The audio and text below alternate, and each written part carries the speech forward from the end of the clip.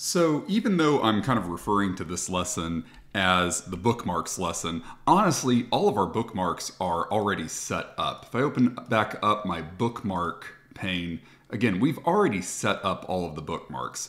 What we're going to focus on now is setting up a more user-centered means of enabling the users to activate these bookmarks. Because again, when our users are using our Power BI report, they're not going to be using, this interface to maneuver back and forth between the bookmarks. They're going to be using just some buttons up here to sort of toggle between the different views. So what we're really going to be focusing on here is just setting up a few buttons that allow our users to just alternate back and forth between the bookmarks that we have already set up. So the first thing that I'm going to do here is I'm just going to insert a quick text box here.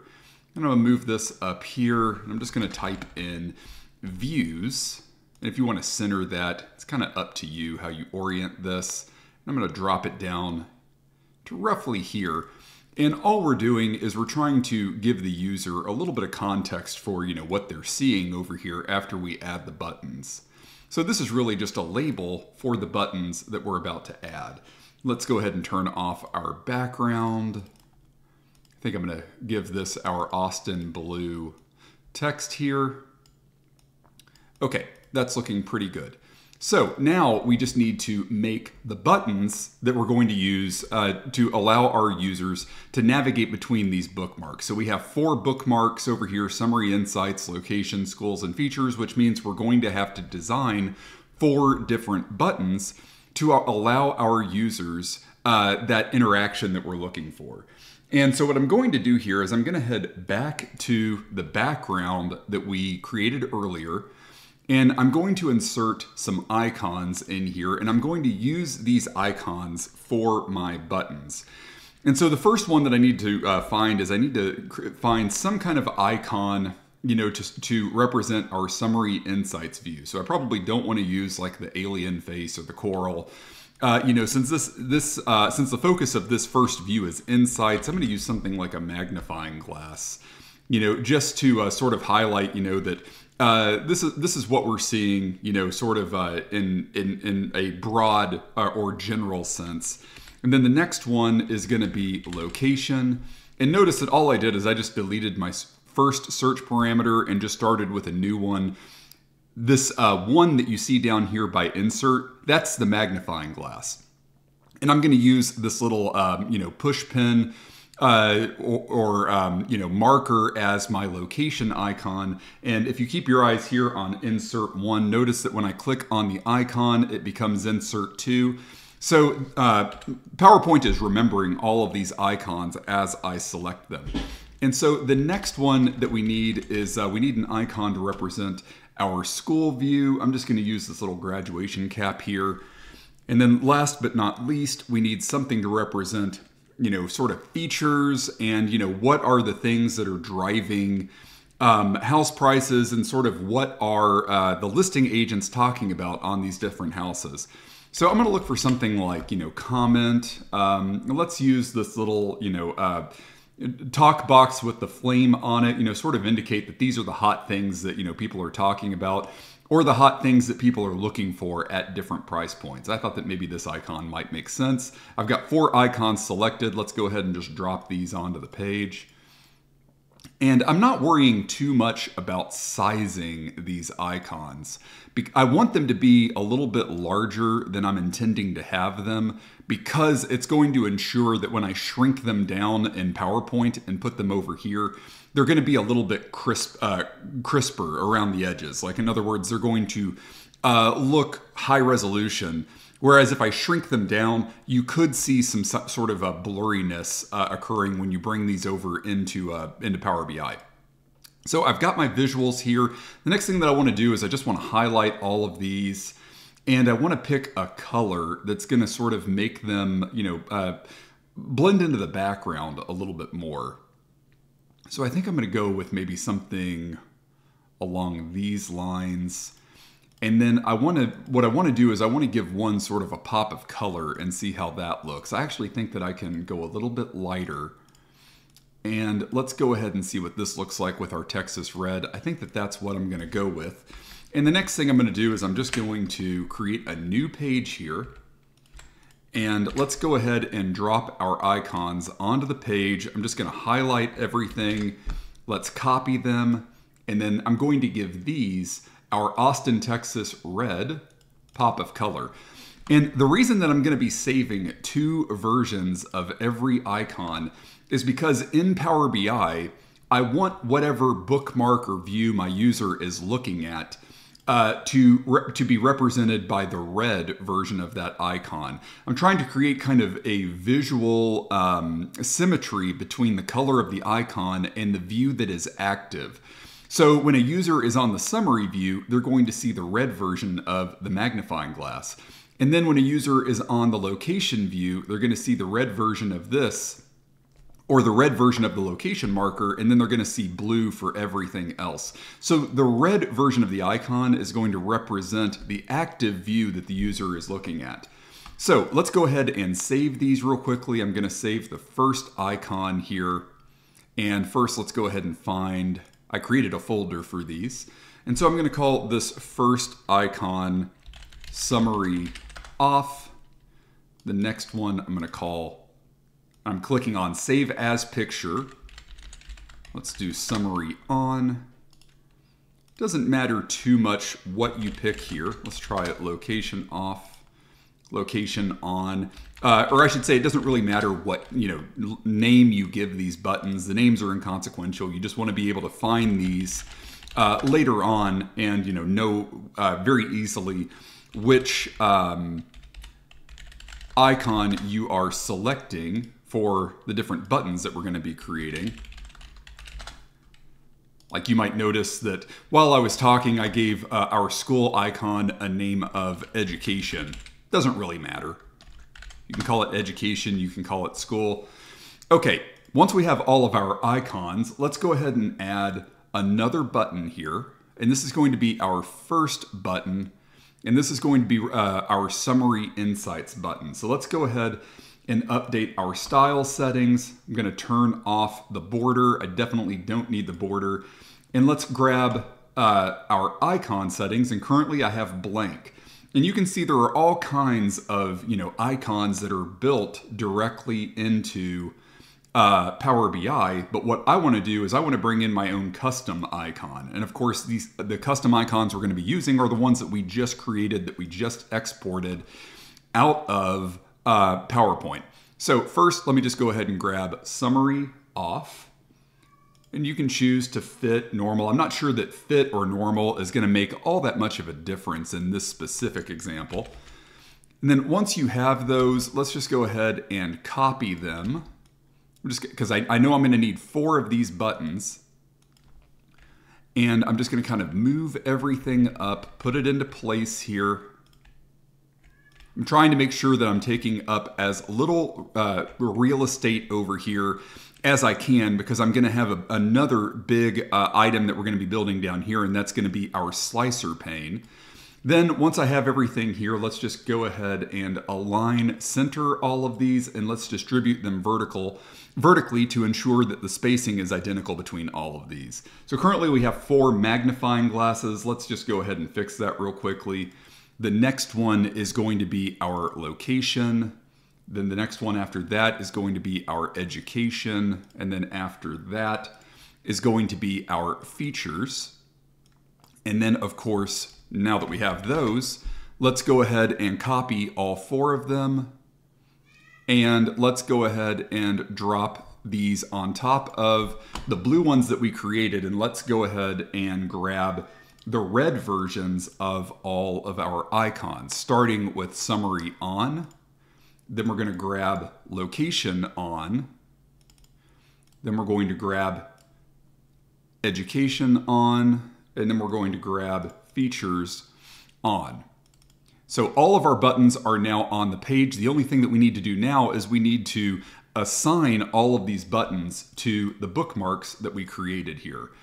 And notice I have 8 buttons over here. So one thing that I'm going to do just to sort of keep all of this stuff organized, And let's also include the text box that says views here. Let's go ahead and group all of these together.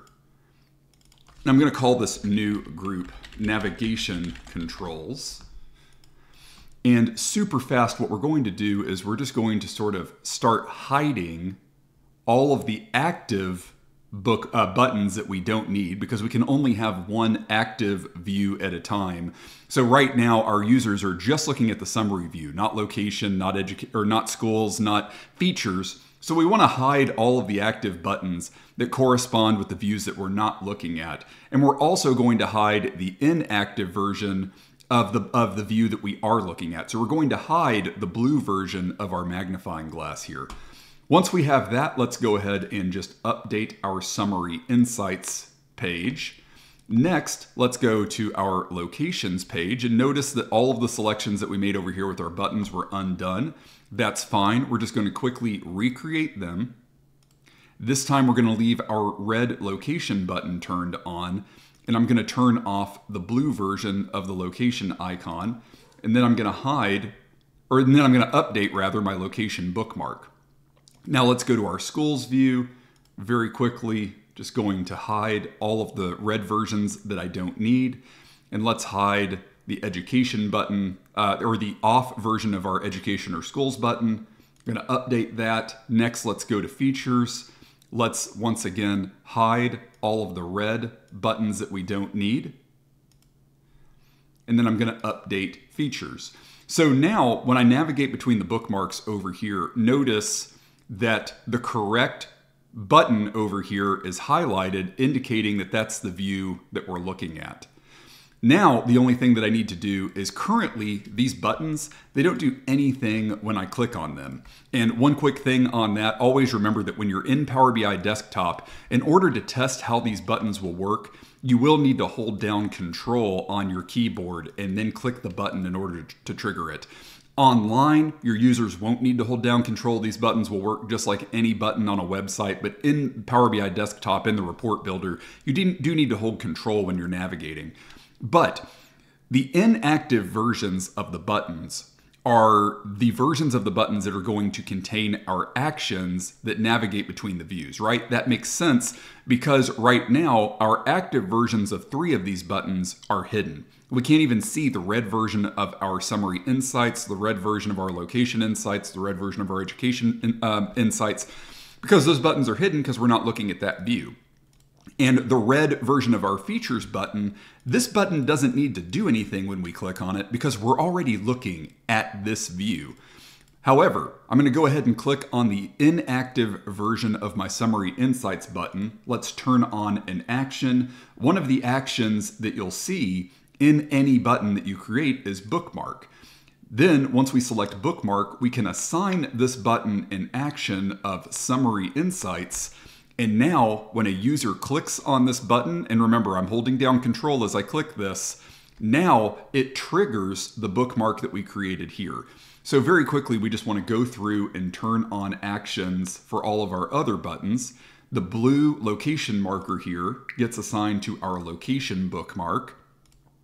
The education button gets assigned to our schools bookmark, and the last one gets assigned to our features bookmark. And now our users can click on any of these and navigate back and forth between the different views that we created. If we want to do something even more helpful for our users, we can also add tooltip text to any of these buttons. For example, for our features button, let's add a tooltip that says, click here to see a view that dives into which house features drive listing price for homes in the Austin, Texas dataset. And now when users hover over this button, they can get kind of a teaser of what they're going to see when they click on this button. And so there we go. All of our buttons are set up to help our users navigate through our bookmarks. In the next lesson, we're going to continue our discussion of bookmarks and buttons by building out a really cool slicer panel that users can expand and collapse to see a whole bunch of different slicers that are going to help them sort of filter and find the specific subset of these 15,171 properties that they want to analyze further. So now let's go ahead and continue our discussion of bookmarks and buttons by building out our filter pane. And or slicer panel, whatever you want to call it. I go back and forth all the time, but basically I'm just talking about a window that's going to expand and collapse when users need to just slice and filter down this data. So first, let's go ahead and insert another button here. I'm just going to go ahead and grab a blank button. That's usually what I start with, just to sort of get going here. And we're going to go ahead and add a shape to this button, and I'm going to use a rounded tab button that looks like this. So it's got a rounded corner here and a rounded corner here, and notice that it's got 90-degree corners at the bottom here.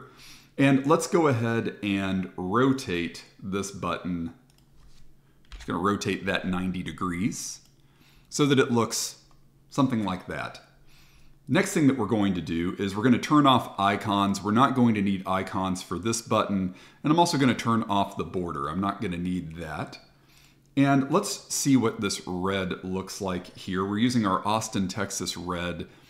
I think that honestly, it might be a little bit too bright. Like that red is pretty distracting for me. Let's try opening that back up. Let's go to fill. Let's see what our Austin, Texas blue looks like here. That's a little bit less in your face. So I think I'm just going to leave this blue like so for now. Then we're going to add some text to this. And we're not going to get too creative here. We're just going to call this filter panel. Like I said, slicer panel is also totally fine. And you can see my text is there, but it's way too dark for us to read right now. Let's go ahead and make that white. Going to go ahead and increase the size of that to about 15. And I want to try to make this as large as I can make it, because the more room that we have there, the more room that we're going to have for things like, more room for slicers. I'm even going to grab my group of buttons here, and I'm just going to shrink these down a little bit so that I have more room to make my filter button nice and big. And the next thing that we're going to do with this button is I'm going to add a subtle hover state to this. And what the hover state is going to do is it's going to change this button when the user hovers on it. So previously I was just updating the default formatting of this. Now let's update our hover settings, and I'm just going to add a slight increase to the text here when someone hovers on this, and you'll notice there it is. And I'm also going to add a slight difference in the color by going with a slightly darker blue, because I just want users to know when they hover on this button that they can interact with it. If somebody drags their mouse over here, I want them to instantly see, oh, something happens when I hover on this. That tells me that something is probably going to happen if I click on it. And that's basically all we need to do for now. The next thing that I'm going to do is let's go ahead and copy this button. And I'm going to drag it out about like so. And this is going to serve as the background for our slicer panel, in case you're wondering what I'm doing right now. So let's go ahead and notice that now my rounded corners are pretty huge. Let's drop that down to about 5. And we're going to go back to our style settings here. And this button doesn't really serve any purpose except for when the user clicks on this, it's going to basically hide the filter panel. So we're going to turn off our hover settings here. I'm going to go ahead and give this a, let's see, for our default settings, I don't need the filter panel text. And I'm just going to go ahead and give this a default color of sort of the same dark blue that we're using as our hover color over here. And again, this is just going to serve as the background for our slicers. So now that I have this, I'm just going to start pulling a bunch of different items from my data set to sort of serve as my slicers. And let's start with just has association here. I'm going to go ahead and grab that, turn it into a slicer. And I'm going to use a whole bunch of drop-down slicers for no other reason than that they don't take up a whole lot of room. And let's go ahead and drag this down, on top of our background here for our slicer pane. And I'm going to go ahead and choose DIN as my font. I'm going to make these as large as I can make them. I'm going to use a white background so that users can easily read these values. And for my slicer header, let's go ahead and make that white as well. And of course, we want to make sure that everything looks, super professional and that we're updating any titles that are kind of messy. So I'm going to call this has association, or if you think that your users know what an HOA is, we can also just put has HOA. And then because I've already formatted this slicer, let's just keep using this throughout the report, because I don't want to have to go back and reformat every single drop-down slicer that I add to this thing. The next thing that I'm going to add is let's add a slicer for has cooling. Then we're going to add one for has heating. Then we're going to add one for has spa. And we're going to add one for has view. When we're done with that, of course, we want to go back and make sure that we're doing the same thing here, making sure all of our slicer headers look super professional.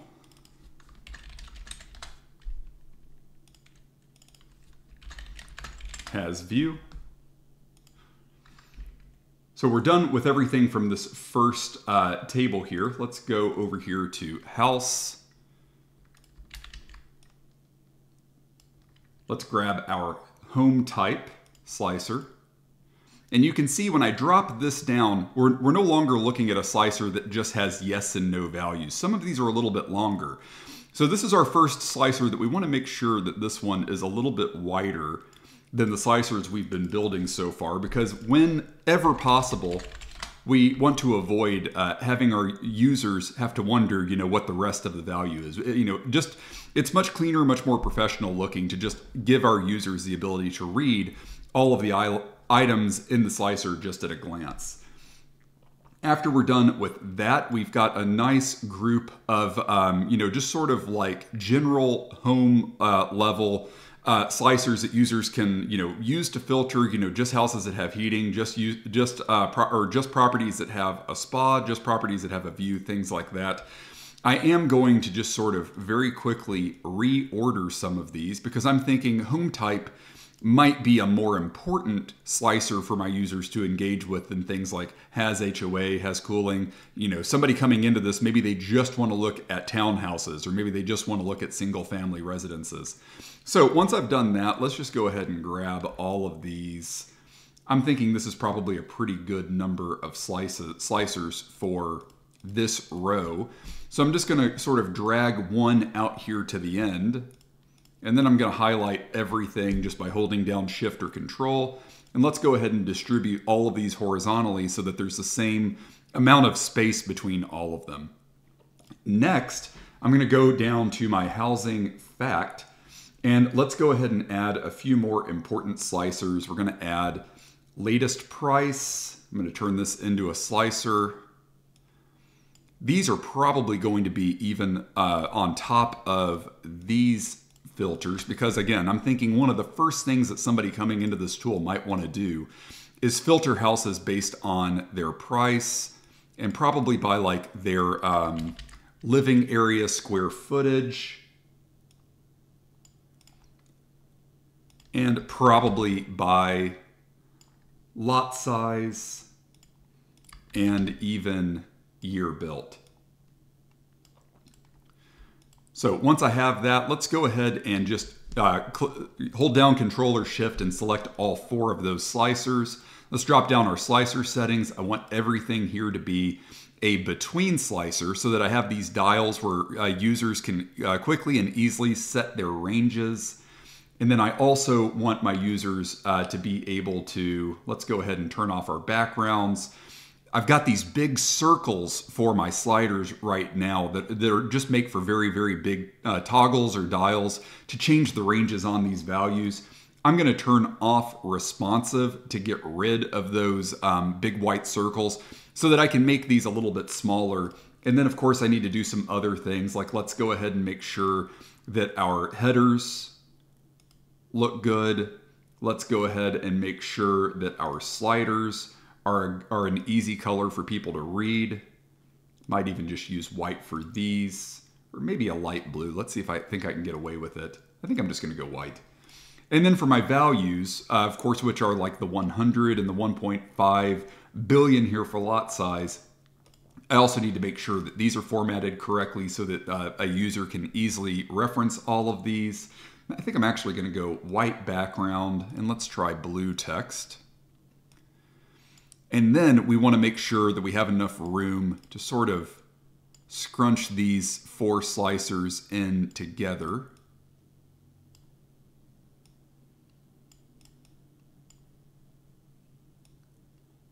Like so. And then I'm just going to quickly grab all of these, make sure that their tops are perfectly aligned. Let's distribute them horizontally again. That looks pretty good. Now let's go ahead and change this to list price, living area in square feet.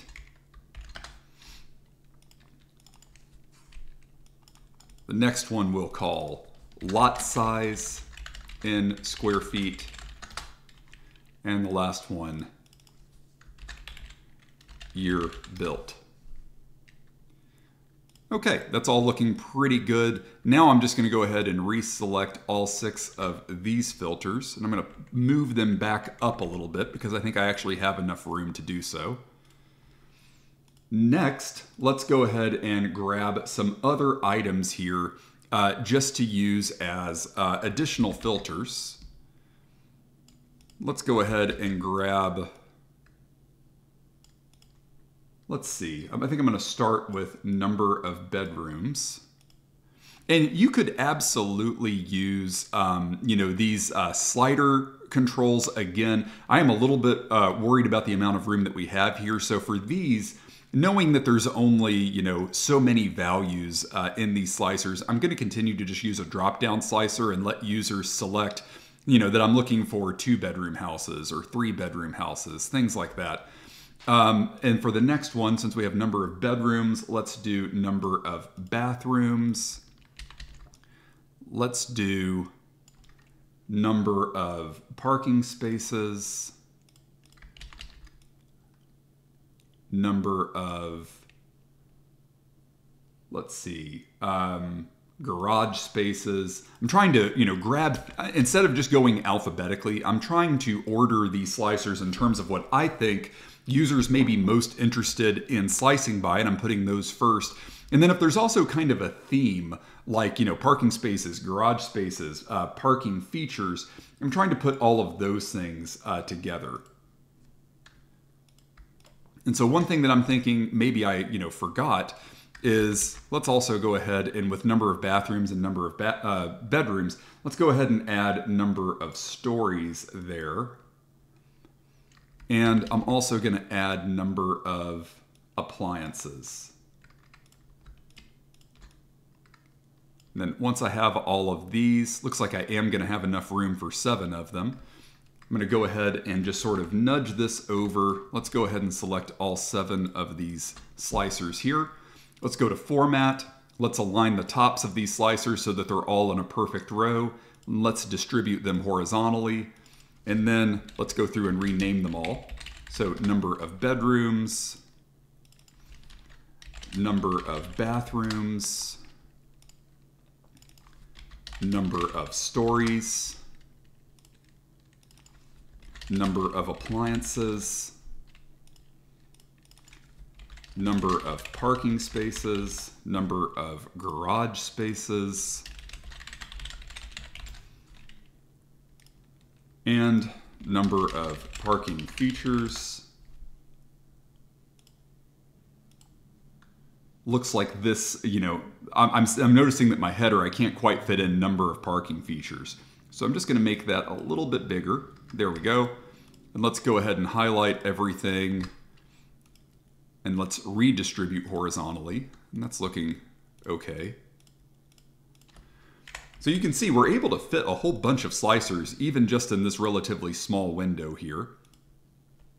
And last but not least, I want to make sure that I am integrating, some of my location and some of my school's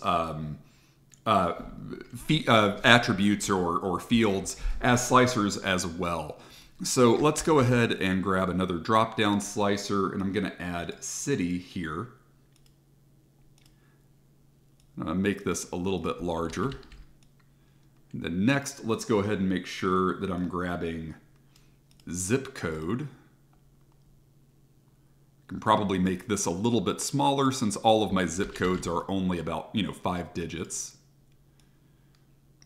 And then let's go ahead and grab street address, which is not necessarily going to be terribly useful because all of these are just, all on, like this is about as granular as our location data gets. There's not going to be multiple properties that share an address most likely. But if we add a search capability, we can at least give people the ability to, for example, look up all of the properties that are available on main drive, which could be, more helpful to someone who's trying to use this than actually looking for a specific street address. But hey, we don't know how our users are going to use this. Maybe they need to look up specific street addresses. It's still something that could potentially be useful, so we're just going to add it in there. And the next thing that I'm going to do is let's go ahead and add in our group rating and group size.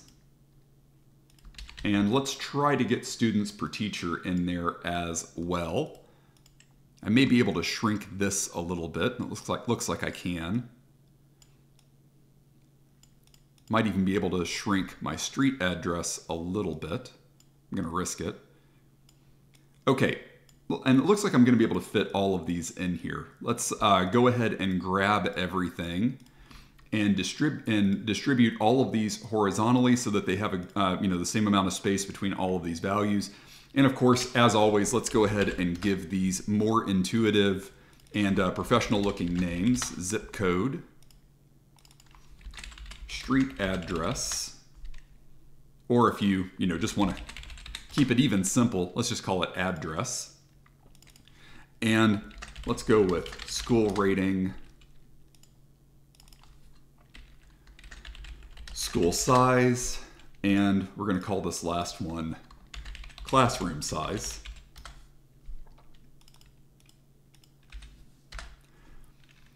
We're just giving this kind of an alias of classroom size in order to increase our chances of fitting all of this into a single slicer header, because if we called this median or average students per teacher or whatever the field is called in our data set, chances are we're not going to be able to fit that entire header. But everything is looking pretty good to me for our slicer panel. There are some fields from our data set that we didn't add here, but this is just, again, for demonstration purposes. If you want to play a little bit with the size of your slicer panel and your background and everything, and maybe even drag this out a little bit more to try to fit all of the remaining fields from your data into the slicer panel, go ahead. But just to kind of wrap this up and keep things as simple as possible, let's go ahead and call it a day on designing our slicer pane.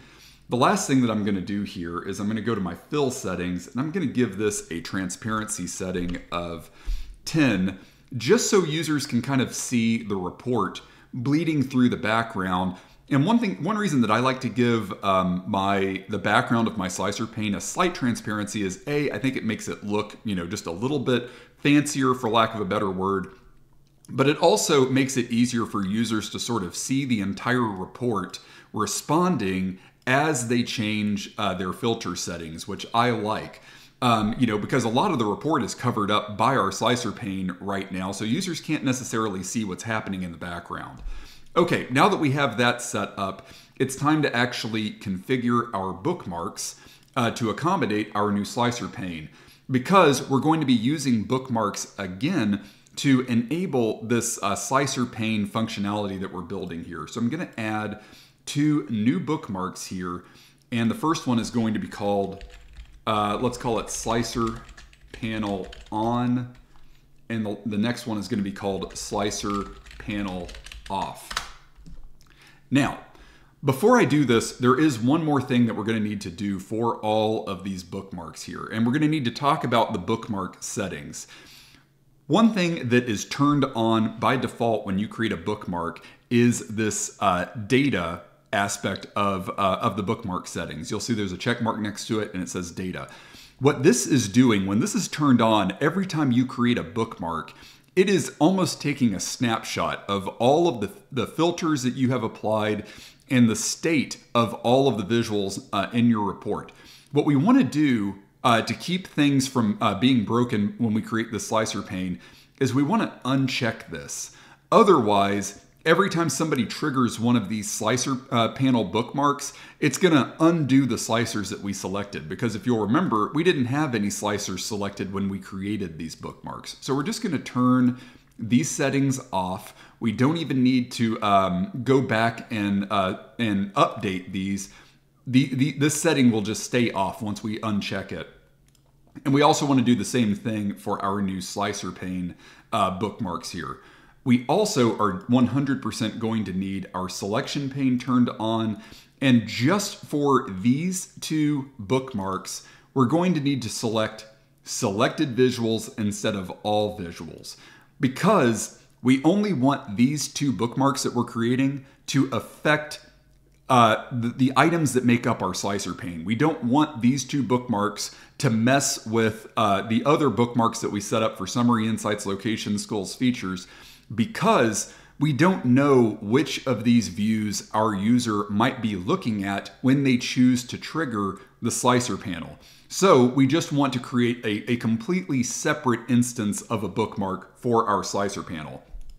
Next, let's go ahead and grab everything that makes up our slicer panel, and I'm just going to click on the first item down here, and let's hold down Shift and select everything in this in our slicer panel. And I'm just going to add these to a group, and I'm going to call this slicer panel. We want to make sure that our slicer panel is on top here so that none of our other visuals cover up the slicer panel when we trigger it.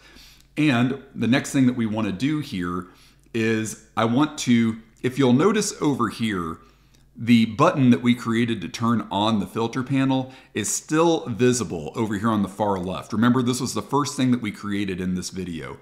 When the slicer panel is turned on, we want to hide that button. If you kept your eyes here, you might notice it appearing and disappearing when I click on this. So when the slicer panel is active, we don't want that button that we created at the beginning of this lesson to appear at all. Then I'm just going to go up here, going to make sure that everything is selected, because remember, we're using selected visuals, which means that we have to tell Power BI which visuals we're talking about when we update this bookmark. Once that's done, a good shortcut here is let's just go up here and click Hide, and it's going to instantly hide everything that we selected here. Then I'm going to go down here and I'm going to reactivate the button that we created at the beginning that gives our users a button to press to enable our slicer panel. And then I'm just going to hold down Shift and I'm going to reselect everything, and I'm going to assign these properties to the slicer panel off button. So let's go ahead and update that. Next, let's go, while we're clicked on this button, let's turn on our actions. Let's assign this button a bookmark of slicer panel on. And now when we click on this, it should trigger our slicer panel to expand. And for our background here, we're going to turn on the bookmark for slicer panel off. And if you want to be, more clever here and add some helpful text for our users, let's go ahead and turn text back on. And let's go ahead and let's see, I always have to play with these for a little while. There we go. If we change our vertical alignment to top, notice that our text is now over here. Let's go ahead and change that to click here to close slicer panel. Or actually, let's call it filter panel, since I think that's what our original button said. So click here to close filter panel. Now when we click on this, it closes our filter panel, and clicking here opens it. So there we go. Now we have a fully active filter panel that if our users want to, for example, only look at houses, after 1980, we see 10,342 properties that meet that criteria. We can go ahead and close this. Notice that that filter is still applied. We're only looking at 10,000 properties instead of 15. And now from here, our users can go through and they can click on the other views. Now, one thing that I wanted to test here, and it is happening, we're still seeing our filter panel. That's fine. What we're going to do real quickly is we're just going to go through every other view. Let's go ahead and reclose our slicer panel. Let's update location. Then I'm going to click on schools. I'm going to close my slicer panel again. Let's update schools. I'm going to click on features and just close this again. And I'm going to update features. We're just kind of reminding all of our different views what should happen with our slicer panel when they navigate between the different views. For all of these different views, we want our users to be able to turn on the slicer panel anytime they want to, but we don't necessarily want it to be on by default here. So now we should be good to go on any of these pages. If the users want to turn on the slicer pane, there it is. But they can still navigate back and forth and look at the data, the subset of data that they're looking at without having to reapply new slicers every single time. In this video, I want to show you how to set up a tooltip report page, which is super useful for instances like this where you have a whole bunch of different data points and you want your users to have sort of a flexible means of just hovering on a data point and learning more about that specific item. I mean, you'll notice here that I already have, a very basic tooltip that appears, but it's not terribly helpful. It just tells me that whatever this little dot is, for example, has an average house price of $515,000 USD. And, it gives me the latitude and longitude coordinates, which, I don't even have any idea what I'm really supposed to do with that. It might be more interesting if I could see for that specific item, what the actual address is here. So that's the whole reason that we left our page 6 over here. So let's go ahead and just call this page 6. Let's call this property tooltip, just changing the name there. We're going to go up here to our page settings as well and drop down page information. And I'm going to turn on this toggle that allows me to use this page as a tooltip. And you'll see that immediately my canvas shrunk here to the default tooltip page size. Again, another slightly annoying to me aspect of Power BI, but it's also something that we can fix super easily. Let's update our canvas settings. Instead of using the tooltip type, we're going to create a custom tooltip size, and I'm going to just give this a, let's see, maybe a 400 height by 600 width. I don't want this page to be as large as a standard Power BI report page, so I'm just kind of playing around with it. You can make yours a little bit larger, a little bit smaller, a little wider, a little taller. However you want to organize your tooltip page is totally fine. We're just focused on the information that we want to put on this tooltip page. Another thing that I like to do, just to sort of differentiate my tooltip page from other things in my report, is sometimes I'll give my tooltip pages a darker background, just to sort of underscore, that this is sort of a different view from what they might be looking at over here. I'm only going to use my property tooltip page on my map here to allow my users to see more information about each of these properties as they sort of drill in and hover. So I am going to click on this visual. I'm going to go over here to my formatting settings. I'm going to go to General, and here are my tooltip settings, and you can see tooltips are turned on, but currently it's just set to auto, which is why I'm getting, this sort of boring tooltip that's popping up here. What I want to do is change my page here for my tooltip options from auto to property tooltip, which is the page that we created over here. When I select property tooltip, notice that now when I select a dot, I just have a big white window that appears. That big white window is my canvas here.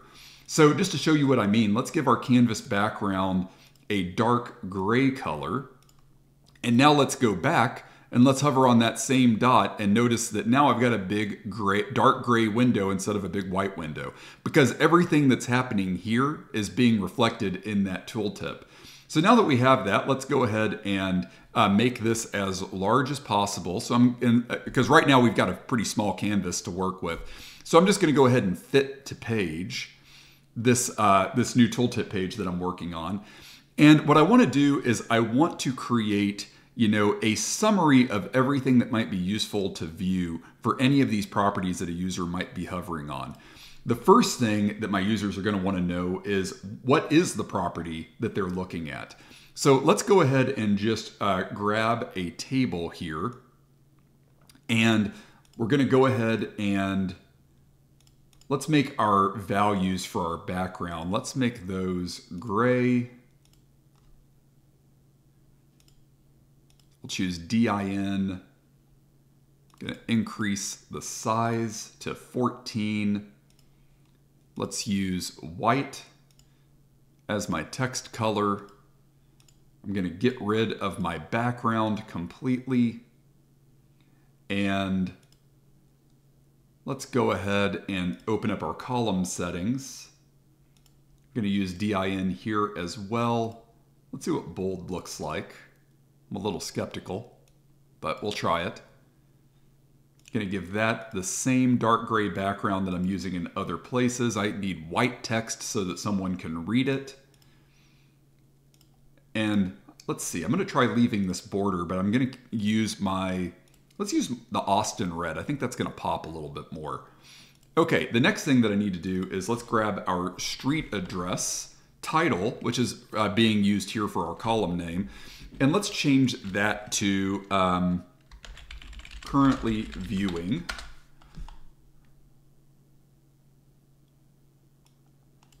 And one thing that I'm also probably going to need to do is remove these grid lines here. So let's turn off horizontal grid lines, and I'm going to drag this like so. And now notice that I've got a table full of all of my addresses here, like all 1,500 of them or 15,000 or however many are in the data set. But because this map is at the individual property level, that table is always going to be filtered to just a single value. So as I hover over all of these, notice that the table is only showing me a single value because this tooltip page is always being dynamically filtered just to show the single address that I'm looking at when I hover over this dot. So now let's go back to our property tooltip. And while I'm here, I'm just going to add a few more things to this item. So let's go ahead and add city and zip code. Now, zip code is a numeric value, and that triggered the total to appear on this matrix. Of course, that total doesn't make any sense. It's the sum of a bunch of zip codes. So we're going to turn off totals. We're definitely not going to need them. And I'm also going to just very, very quickly change some of these names again. Address currently viewed. And we'll call this city. And we'll call this zip or postal code, whatever you decide you prefer. I'm going to drag them like so, and I think that's about everything that I care about in my location here. The whole point is to create a matrix that dynamically filters. So we've got Austin, and it's also showing us the zip codes. Those are changing as we sort of filter around. That all looks pretty good to me. Okay. Now that we have that, and we have confirmed that this is only showing us a single value, I want this to be fairly small. I want us to have plenty of room here to stage some additional information about these houses. One of the first things that's probably likely to be, useful to someone who's looking at this property tooltip is they want to know what is the listing price for the house that I'm looking at. So let's go to our housing fact table. Let's grab latest price. Right now it's huge. Let's drop that text size down to about 25. Let's try even 24. Let's try no display units, 0. For our category label, I want DIN. Let's drop that down to 11. Let's see what this looks like if I give it a Austin, Texas red background. Maybe a visual border here. Let's try adding a little bit of transparency. You can format your card however you want to. I'm kind of going with my own preferences. And honestly, formatting this card the way that I've usually format cards, even at work. I'm going to try dropping this down to 20. Listing price. The whole point is just that anyone who's looking at this can easily read the values that we have here in our card. Once we have that, we can copy this card a couple of times. Try to space everything pretty evenly. And let's add another card for living area, square feet, and lot size, square feet. Okay, and of course all of these numbers are gigantic because it's important to remember that right now we're on a unique page of our Power BI tool. So it is just summing up all listing prices, all living areas, and all lot size. So, that's why we're seeing 1.8 billion square feet, because we don't actually have an individual property filtered or selected on this page. All of the filtering happens over here on our map. So when users hover over different properties, notice that now the numbers in those cards make more sense. But of course, when we're over here building the property tooltip page, none of these numbers are terribly, consequential, because we're looking at everything as a whole instead of looking at individual addresses. The last thing that we might want to add is, we might want to go and look at some of our other attributes or features that we have on this page. So let's go ahead and add another table here. And for this, I'm going to grab, let's do number of bedrooms, number of bathrooms. Let's do home type first. Let's grab parking spaces, garage spaces, number of stories. Not sure I'm going to be able to fit all of these onto a single, because this is a tooltip, I don't want users to have to scroll at all. Because notice that when users are hovering on a tooltip, they have no way of interacting with this window. So if something requires scrolling, the user won't be able to do it. They won't be able to actually manipulate that tooltip in any way. So I'm just going to go ahead and start here, and let's do home type, number of bedrooms, number of bathrooms, parking spaces, garage spaces, move number of stories up here. And once I have that, what we can do is we can collapse our columns so that our column names occupy 2 rows. And hopefully, we'll be able to fit all of this onto a single row here. Come on, there it goes. Took me a while to grab what I needed. I'm going to make home type just a little bit wider here, like so.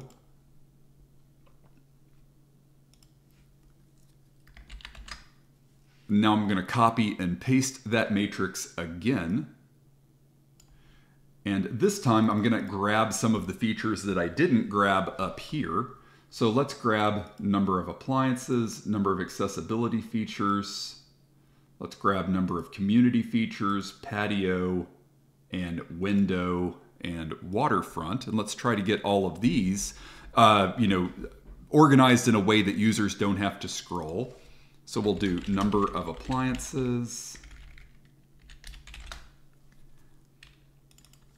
number of accessibility features, number of community features, number of patio porch features, number of window features, and number of waterfront features.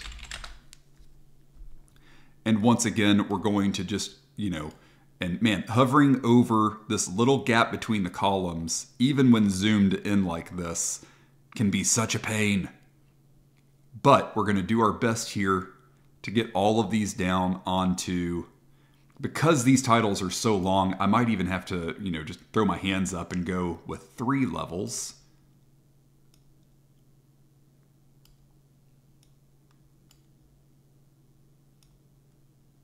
There we go. And last but not least, number of waterfront features. And it looks like I managed to get everything on there. So now that we have that, let's go ahead and move this up a little bit.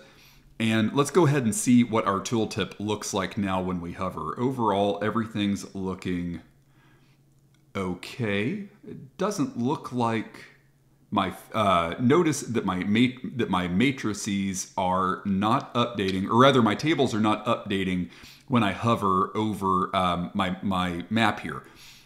That can happen sometimes when you have a star schema. It's easy to fix.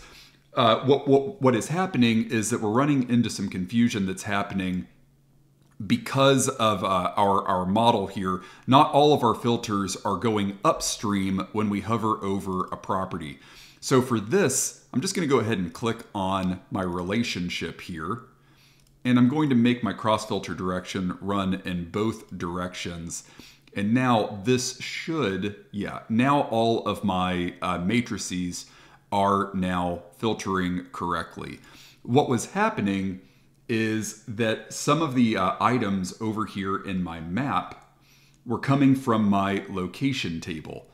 And my location table's filters, you'll notice they run from my housing fact table and my location table, but these filters were not running upstream to my house table, which meant that the features that I had in those tables were not being updated by hovering over the attributes from my location table. But like I said, an easy fix. We just had to change the direction of the relationships between some of these tables. But now we have a very, very cool tooltip that our users can hover over to get more information about any properties that they see here. So if our users are looking specifically for more information about whatever houses are here that are greater than $10 million, which I don't think there's a lot of them. Again, currently this map is showing everything, but it is highlighting in red some of those more expensive houses. Now our users can go and find this house, which is $12.7 million. It looks like it's vacant land, 2 stories. Our other house up here, $13 million. It's a single family home. In other words, that's a gigantic single family home.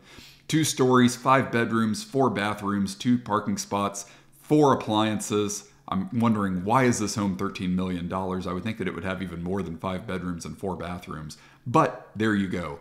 So that's how you build a tooltip report page. The last thing that we're going to do as we close out our Austin Real Estate Insights report is we're just going to clean things up, and we're also going to build a quick cover page that will be sort of what our users experience when they first enter into this report. Just something to sort of tell them what this report is, why it was built, and what they're going to find inside of it, rather than just dropping them right onto the page that you see here with all of these, complex data visuals that they may not immediately know how to decipher. So let's go ahead first and do some quick cleanup, and let's go ahead and delete the pages that we used to build the drafts of our different views. Ultimately, we just want to be left with our tooltip page and our Austin Housing Data Insights page. And I'm just going to add one more page over here, and this is going to be our cover page or landing page, whatever you want to call it. I don't really have a preference. I usually call these just the cover page of the report. Now let's go ahead and open back up our PowerPoint work over here where we built, our background image and some of our initial icons here. And I'm just going to copy and paste my original background page, and I'm going to use this to create my new cover page.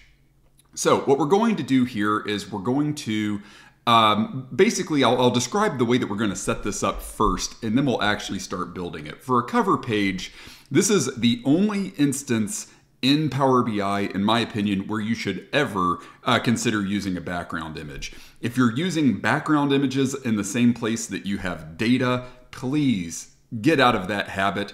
Yes, I may rarely break my own rule if I think that there's a specific data visualization, context where I can pull it off. But by and large, when you put, really busy images behind data visuals, it confuses the content and the point of the data visual and makes it more difficult, or at the very least distracting, for your users to walk away with the right insights from that data visual. So image behind a data visual, bad idea. Image behind text on a cover page, not necessarily the worst idea if you pull it off correctly. But yeah, by and large, if you feel like you can't pull off, juxtaposing images and text, I would say 99% of the time you're fine avoiding images in Power BI entirely. But for this instance, I am going to use a background image, and I'm going to insert just a stock image, especially since this is just a teaching class, and really any old image of houses will probably, be fine for most of my needs here. I'm just going to find something, just a very, very general picture here with just your standard looking American houses that could reasonably pass for Austin, Texas. I don't really know what Austin, Texas looks like from a bird's eye view, but I know, some of the houses that I'm looking at here look maybe more, European in nature. They definitely don't look like what I first think of. Here we have, I guess some homes that remind me of, maybe almost San Francisco more than Austin, Texas. So I'm just going to find, something very, very generic here. And I'm going to go ahead and insert this picture. I'm going to kind of drag it over like so. And I'm just going to crop this image because I don't need it to take up this much space. And I'm going to just pinch this in about like so. And I'm going to drag this over here. And I'm going to send this to the background. Now, one thing that you will notice right out of the gate is that this stock image has a lot of colors going on in it. There are a lot of things in this image, like the reds of these rooftops, the grays of the streets, the greens of the grass and the trees, and even the odd swimming pool here. And these colors, are not going to, fit very well with all of the other colors that you see here on my landing page. And remember, when it comes to designing Power BI reports and doing anything in data visualization in general, our focus is to keep things simple. And images are, by their very nature, usually not simple. Usually in an image, there's all kinds of stuff going on, like all of these cars and all of these yards and all of these different streets. So in order to sort of simplify this image, we're just going to suck that color right out.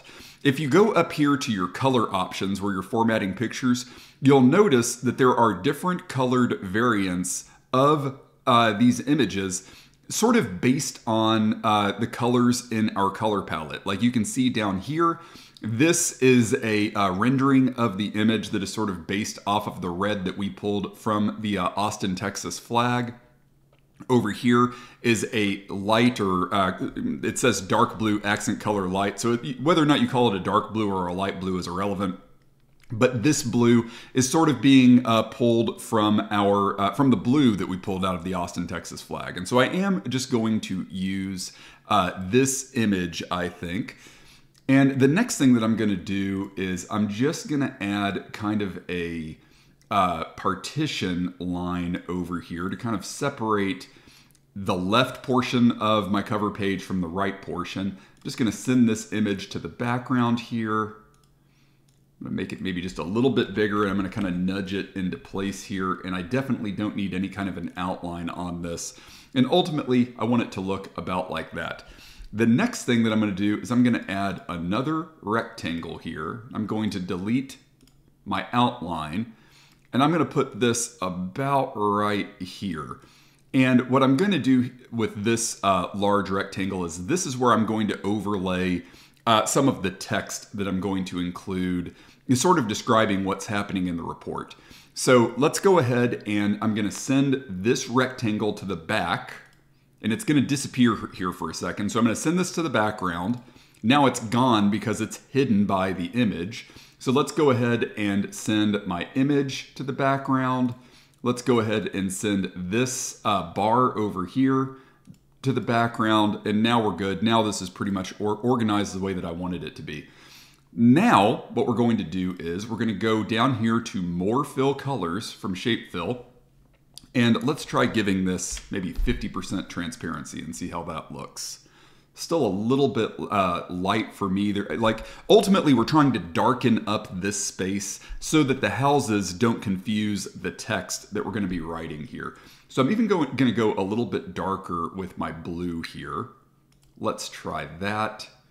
And let's try changing our transparency settings just to 30%. Okay, that's looking pretty decent. We can always tweak this again a little bit more later on. Now, let's go ahead and just write kind of a description of our report and just something to kind of welcome people who might be using this report to what we have designed here. And so I'm just going to write some generic text here. Welcome to the Austin Tell Real Estate Insights tool. In this tool, you will find a variety of views to help you evaluate current listings in the Austin, Texas area.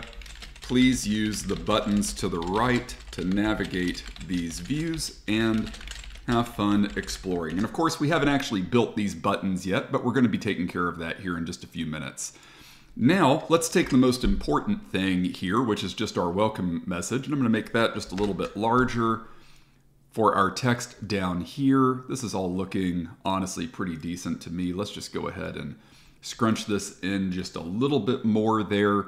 That's all looking pretty good. If you want to, we can go to our format shape settings, open up our text options, and we can play with our margins here. Like, notice that the left edge of my text runs really close to the border here. Let's just go ahead and move that text in just a little bit. And let's do the same thing on the right so that our text has some breathing room on the left and some breathing room on the right.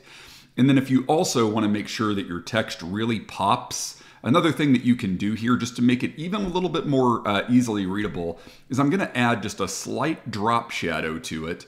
And that very, very faint touch of sort of a dark shadow behind the text, you can barely even see it here, is just ensuring that our text is easily readable against, this sort of, busy clutter of blue houses in the background. But overall, that looks pretty good to me. The next thing that we're going to do is we're going to export this, and then we're actually going to build all of our navigation buttons over in Power BI Desktop. Before we do that, one thing that I do know that I am going to need for my buttons here is I'm going to need to create 4 more versions of my navigation icons here. And these are going to be white. So before I do anything, I'm just going to give this page a gray background just so I can see all of my icons. Otherwise, they would blend right into that white background. Let's go ahead and save some new SVGs here. And I need to find my buttons. There they are. The first one here is going to be summary. These are not, strictly speaking, on-off type buttons like we designed with our bookmarks. So if you just want to call these location white, school white, like that's fine. Again, you can call these whatever you want to, as long as you know where to find them when we need them. Once we get back over to Power BI, all of that is totally fine. Okay, once we have our icons, let's head back up here to our cover page. Let's go ahead and save a copy of this. Of course, I'm going to need a JPEG, and this is going to be cover page background. And do your best to save this in the same spot where you have your original background, just for sort of keeping everything in one easy to find place. And when we're done there, we may be done in PowerPoint for the remainder of this tutorial. Let's go to our Canvas background on our cover page. Let's go back to where we saved our cover page background. Let's go ahead and drop that into place. And the next thing that we're going to do is we're going to insert our first new button here. And I'm going to drag this over here. I'm going to make it about that big. Really, I'm going to want to make sure that I have room for 4 of these. So that ought to be about perfect. I wouldn't copy and paste all 4 right out of the gate. I would go ahead and design our first button first, and then copy that so that all of your formatting settings are already attached to the first button. That way when you copy and paste this, the rest of your cover page is going to go a lot faster than the first button. Okay, first thing that I'm going to do is, just for these, I'm going to give them some slight rounded corners. Then I'm going to go ahead and drop down my style settings. I'm going to get rid of my border, but I am going to turn on a fill color. I'm going to go with blue for these. That's looking pretty good. The next thing that I'm going to do is I'm going to go ahead and bring in my icon. And this first button is going to navigate to our summary page. And so I'm going to bring in my summary white button, just like that. You can choose how big you want this icon to be. Let's try making this 24 font size. You can see it's itty bitty. Let's try going up to 70. Let's try going to 60. I think I like that pretty well. And then I'm even going to nudge this thing in a little bit. 10 pixels from the left. That looks pretty decent to me. The only thing that we need to do now is let's go ahead and add some descriptive text to this button. And this is going to be our summary view. And you can see all of my text that I'm writing is over here on the very far right. I'm going to want this on the left, which now it's overlapping with my button. So let's go down here to our padding and let's nudge that text in quite a bit. You can see it's, we're really going to have to nudge the heck out of this text. We want it, we want there to be some breathing room between it and the magnifying glass icon. I'm going to make this white. I'm going to try going up to about 15. And for our summary view, we want some kind of a description for people so that they know what they're going to see when they click on the summary view. And so this is an overview of current properties available in Austin, Texas, including metrics around pricing, living area size, and lot size. Hopefully I didn't make any typos there. Looks good to me. Oh, I did say lost size, lot size. There we go. Okay, and now what we want is we want this to sort of change the way that it is displayed when a user hovers over it. So very quickly, we're going to go up here to our apply settings. And on hover, we want there to be some subtle differences here. On hover, I want this text to increase to 16, like so. I want the text to change to our Austin, Texas red. I want my fill color, because notice when I hover over this, that red looks terrible on a blue background. So I'm going to have this fill color change to white. And notice that now, because it's white, my white magnifying glass here disappears. So let's use a different icon when the user hovers. Instead of using our summary white SVG, we're going to use our summary on SVG that we created earlier. And our button is going to look like this when someone hovers over it. So now that that is done, we can go ahead and copy this button that we created. We'll go ahead and copy it 4 times. Doesn't matter if the spacing is perfect because we're going to go up here. We're going to align to left. We're going to distribute vertically. And now we have all of our buttons here. Now we just need to make sure that all of these buttons correspond with the 4 views that we created over here in the main part of our report. So for the first button, let's go back to default. And this is going to be our location view. And our location view is an interactive map to help you find the right properties for your search. Hover on any property to learn more about, or to learn more, and filter to discover more. And of course, when we tell people to hover on any property to learn more, we're just talking about that really cool property tooltip that we created earlier. And of course, we're still using the magnifying glass icon here. So let's go ahead and swap out our icons. The first icon that we're going to need is our location white icon. Let's see, we're using 60 for the icon size. I can probably get away with even 70 there.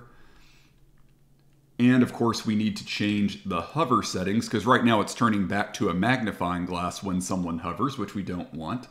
So for our hover, let's use our location on.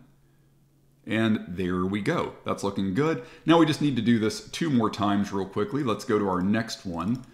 And this button is going to connect to our school view, where people can evaluate Austin, Texas properties based on nearby schools and find communities in the area that fit their family's education preferences.